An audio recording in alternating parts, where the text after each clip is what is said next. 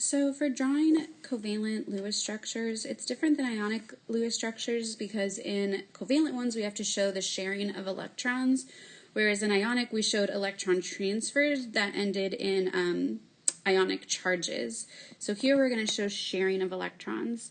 We will set up the individual Lewis structures the same way as we did for ionic with the individual elements. So here we are going to use fluorine first. So fluorine is in group 17, so it has 7 valence electrons.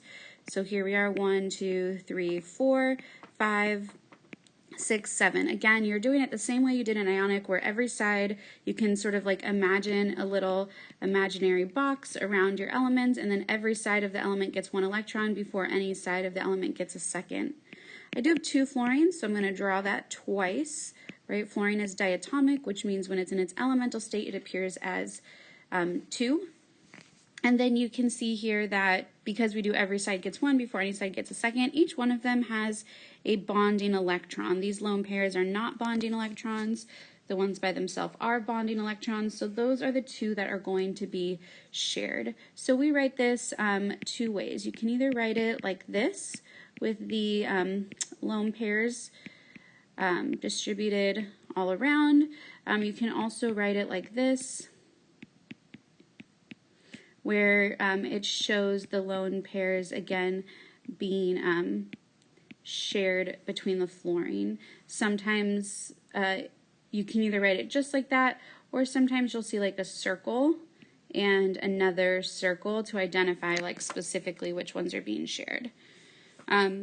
So either way, I don't have a preference, whatever your preference is. I guess the line is probably easier to do, but this one sort of shows you specifically that the line there is representing 2 electrons. So every bond represents 2 electrons. Make sure if you're doing the bonded way, you don't get that confused. Next, I'm going to do oxygen, O2. There we go. So oxygen's in group 16, so it has 6 valence electrons.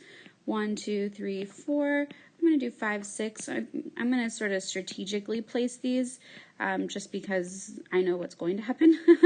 But if you don't know what's going to happen, that's sort of why it's okay to have some like scratch work. It's not going to look so pretty. These bonding electrons are each going to bond with each other. So oxygen makes a double bond. It's sharing 1, 2, 3, 4 electrons. Again, every bond represents 2 electrons. So to represent 4, we would need 2 bonds there in the middle. Oxygen makes a double bond. I moved the lone pairs so that they were sort of spaced evenly. If you were going to draw this the other way, again, you would draw 4 electrons in the middle with the lone pairs on the outside, and then again sharing all 4 of those electrons. Go ahead and finish up the worksheet. If you guys have any more questions, please let me know.